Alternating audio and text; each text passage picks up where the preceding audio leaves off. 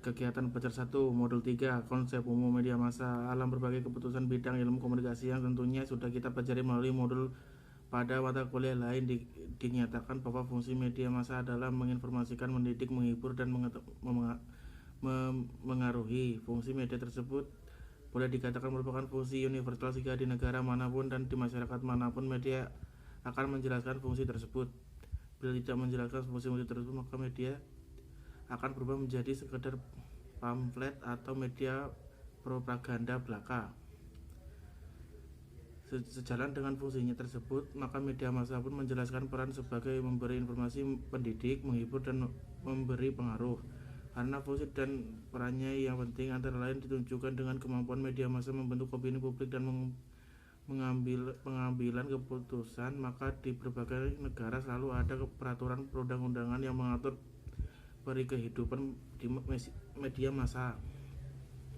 Di Indonesia misalnya ada Undang-Undang Pokok Pers dan Undang-Undang Penyiaran. Peraturan perundang-undangan itu akan banyak berkaitan dengan bagaimana media massa menjelaskan fungsi dan perasaannya, sekaligus bagaimana media massa mengemban tanggung jawab sosial yang dijalannya. Adanya peraturan perundang-undangan yang berkenaan dengan kehidupan media massa itulah yang sering kali dijadikan salah satu landasan untuk melihat derajat kebebasan media di satu negara. Juga dipergunakan untuk melihat sejauh mana media massa di satu negara memiliki tanggung jawab.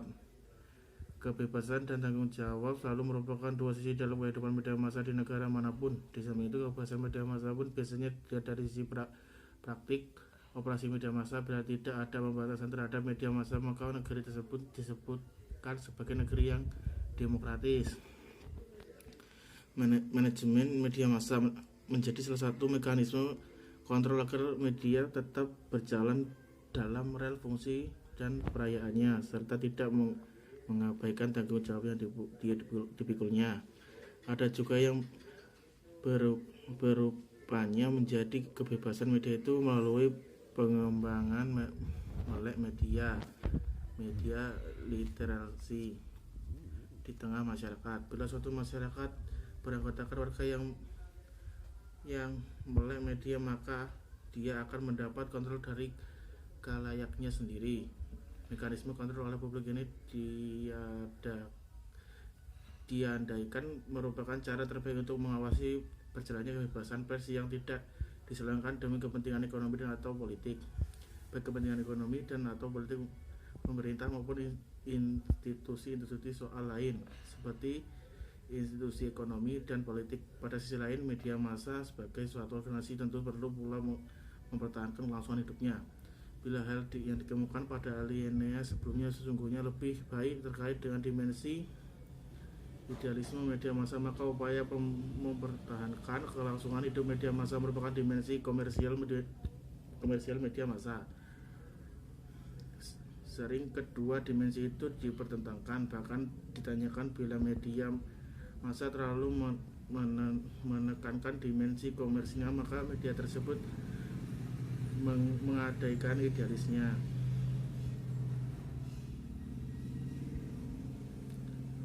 Media massa sebagai bagian dari kegiatan komunikasi massa bekerja dengan mengacu pada prinsip komunikasi massa. Ada 3 prinsip komunikasi massa yang perlu diperhatikan media massa, itu objektif, relevansi, dan cara menyusun laporan atau teknik penulisan laporan. Prinsip tersebut membuat media massa bisa menjalankan fungsinya sebagai pendidik, menghibur, memberi pengaruh, dan memberi informasi. Prinsip dan fungsi tersebut berlaku baik untuk media komersial, media publik maupun